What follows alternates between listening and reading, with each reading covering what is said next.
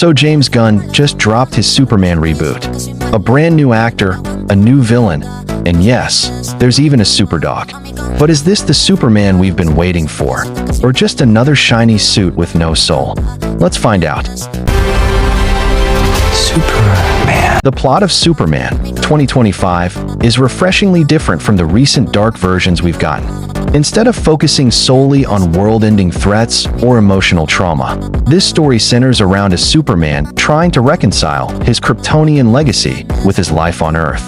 He's not just saving people. He's trying to understand who he really is, where he belongs, and how he can be the symbol of hope the world desperately needs.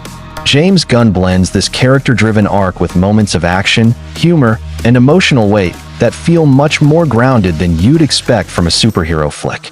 Even though the movie features alien politics, a Justice League teaser squad, and an evil tech genius, the heart of it remains a personal journey about identity and purpose. David Corenswet brings something fresh to Superman. He's not just strong, he's soft-spoken, warm, and believable as both Clark Kent and the last son of Krypton.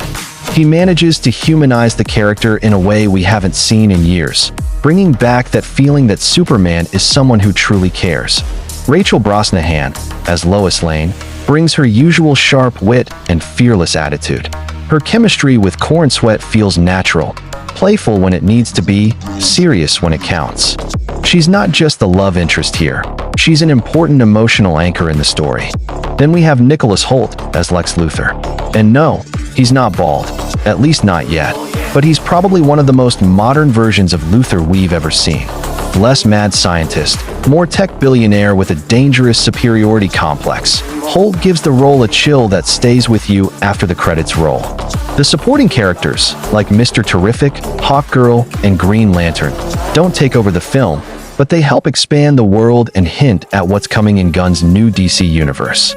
Oh, and yes, Krypto the Superdog shows up and steals the spotlight a couple of times. One of the strongest things about this movie is its tone. It finally brings back a Superman who feels super. The colors are brighter, the world feels more alive, and the emotional tone doesn't drown in sadness. There's a genuine sense of hope that flows through the movie, something the DCU has been missing for a long time. The relationship between Clark and Lois feels mature and well-balanced, and the movie doesn't rely on forced drama or unnecessary romantic cliches. Lex Luthor's character is another major win. He feels grounded and realistic, while still being just the right amount of intimidating. And even though the film introduces other superheroes, they're used wisely. They show us that Superman is part of a bigger world, but the focus never strays too far from him. The movie also explores deep themes like self-identity, legacy, and what it means to truly belong, without slowing down the pace or getting preachy. But the movie isn't without its problems. At times, it tries to juggle too many plot threads at once.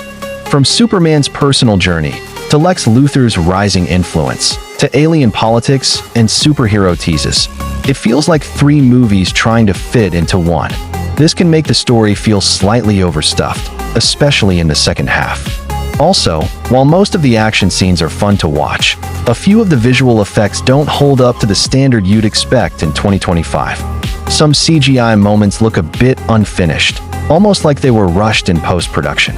And for all the attention given to the main cast, a few fan-favorite characters like Jimmy Olsen and Perry White are barely present, almost like afterthoughts. Still, despite a few bumps, Superman is winning hearts around the world. It opened with over $217 million globally in its first weekend and scored around 82% on Rotten Tomatoes. That's a big win, especially for a franchise that's been trying to find its footing for years. Audiences also seem to love the shift in tone, lighter, more hopeful, but still mature. At the end of the day, James Gunn's Superman brings back what we've been missing from the character: hope, heart, and humanity. It's not a perfect film, but it's a much-needed reset for the DC universe.